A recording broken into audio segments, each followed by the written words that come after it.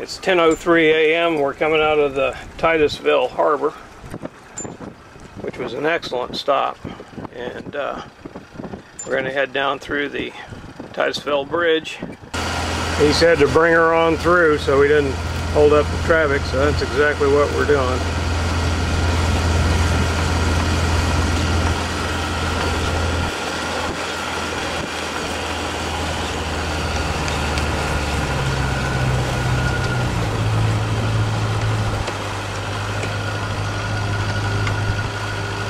This is where the anchorage where people come to watch the launches, and I bet they are spectacular from here.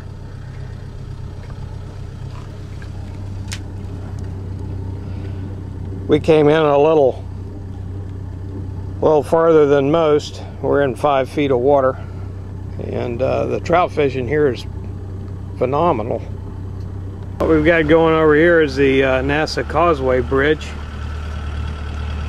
Radio check, radio check, radio check.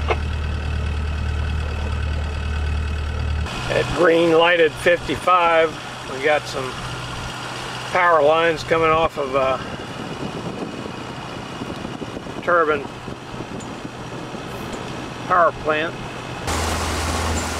I'm doing my best not to get passed by a sailboat, but we may suffer that indignity later on today. I don't know. He looks like he's got the hull speed to run a little bit faster than we are. It's probably longer length. Trawlers are slow. They're just essentially a powered sailboat with a superstructure. That's all a real trawler is. Coming around, there's Cocoa. That's an old community for Florida now. We've got the Cocoa Beach Bridge. Go under. This is our first in a series of bridges to go under. Now that's the city of Cocoa, and across you're going to have Merritt Island. Now at this next bridge, the chart says that there's a Publix and a Home Depot. Actually, the chart doesn't say it, but that was a note I made to myself. Going under the bridges between Cocoa and Merritt Island here. It's off the stern northbound.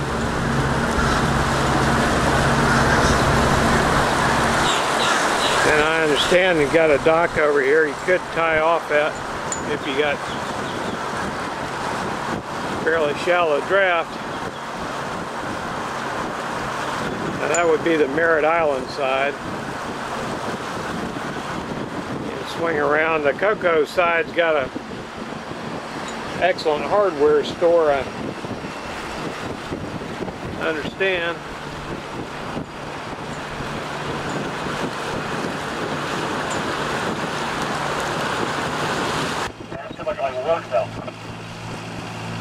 Yeah, but you know how to handle her.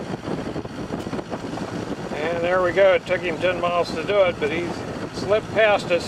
He's got 10 feet of length on us, and hull speed's, of course, a function of length. If you see a tree coming out of the water, it's a pretty good sign not to go over there. Years ago, I bought this airhead tow harness.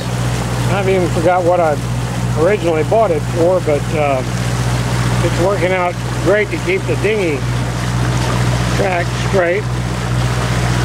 At about mile 9-10, you've got some fixed bridges that Captain Connie's taking us under right now. And they go on over to Merritt Island. Merritt Island separates the Indian River, which is the ICW side, from the Banana River, which is on the seaward side. Now when you get down here to Indian Harbor Beach, you got Merritt Island coming down. You got an anchorage right here. You see that? At 9:14. And it's well protected. We thought about staying there last night, but it was just further down than we could get to. That's a shot of the entrance to it. Anchorage right over in here. As I go down the waterway, the chart book I'm using is this Intercoastal Waterway, and it's been excellent. This is the 516 Melbourne India Atlantic Bridge coming up. What's going on now. We're down here south of Palm Bay, about 9:25 on the intercoastal waterway system, and we've come off of the waterway. It's over here to port or to your left, and we're looking at these old islands. We're gonna make our own little impromptu anchorage tonight. We're about 4 o'clock. It's about a normal stopping time for us. And we've scoped out this taller little spoil island, and I think that's the one we're going to use to break the wind. It's getting up again. What better way to end the day with Captain Matt and the little skipper fishing for the evening.